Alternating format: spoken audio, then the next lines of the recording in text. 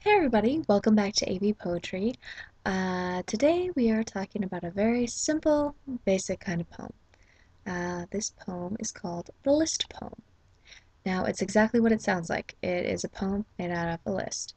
You can use a to-do list, a list of your favorite songs, a list of your favorite movies, a list of, past jobs that you've had, anything. And just as long as it's, in a list format.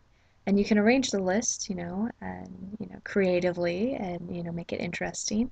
Or you can expand on the list items, so there's more of a story behind it or whatever it is. It's a really easy format to play with and experiment with because it's very flexible.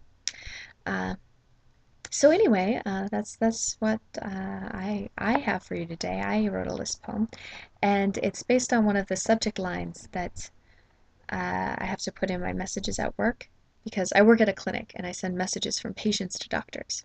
And so if a patient calls in with, like an itchy throat and itchy eyes, I, put that in the message, and then I put signs and symptoms as a subject line.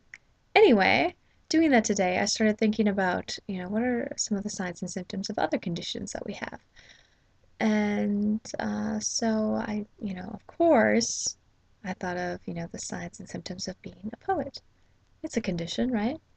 And yeah, so and I figure, if you're at this site, you're at least slightly interested in poetry, and so you might be wondering if, maybe you're a poet and you might be a little uncertain, So I thought I'd do us all a favor and compose this list of some of the characteristics that might indicate that you are a poet. So um, hopefully this will help you.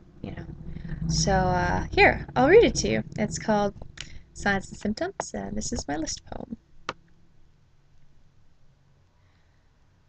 If you can manage to bare your teeth a little more than you bare your soul, you just might be a poet. Don't tell them you heard it from me, though, because I'm sure that I don't know, but if you plunge your feet into the sea and manage to find some irony, you just might be a poet. Flowery words and imagery taste like cotton candy on the tongue, but they melt in the rain. Real flowers are not facades, they don't work that way. If you notice this, you just might be a poet. If you enjoy the company of wine and solitude and dictionaries, you just might be a poet. If everything you eat lingers in your mouth all bittersweet, you just might be a poet. If you regularly succumb to self-destructive tendencies, if you long to study the composition of a teardrop in its entirety so as to understand pain and joy intimately, you just might be a poet. If you resent wistful thinkers and those cretins who make a point of rhyming I with cry and love with dove, you just might be a poet.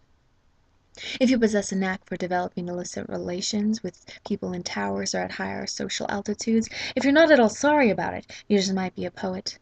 Time ticks quite quickly and moments rear dust. If you are aware of this fact and still sleep peacefully with the comfort of knowing that you'll never be completely or properly introduced to others until you're dead, you just might be a poet.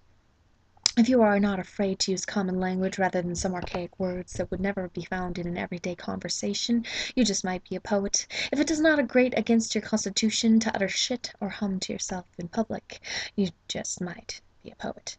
If you appreciate the honesty of animals and the exuberance of children, if you find the tedium of living in society a burden, if you catch yourself oversimplifying the world into one big metaphor, you just might be a poet. If you've ever wandered lonely as a cloud, if you've ever lived in a pretty how town, if you know why the caged bird sings, if you've ever been out of the cradle endlessly rocking, if at times you write the saddest lines, if you've heard the first, second, and 12th flies, if you've ever eaten the plums that were in the icebox that were not for you, if you've ever tasted a liquor never brewed, if you've ever dared to disturb the universe, then you, my friend, are probably a poet. All right, that's my list poem. And as you can see, I chose to, expand on my ideas a little bit, but yeah, those are, some of the basic characteristics of being a poet. So, obviously I didn't have room for all of them, but you get the idea. So anyway, I encourage you to go out and write your own list poem because I'm sure you're a poet at heart, and yeah, I think we all are. But anyway, that's all I have for you today. So yeah, I'll see you next time. Bye.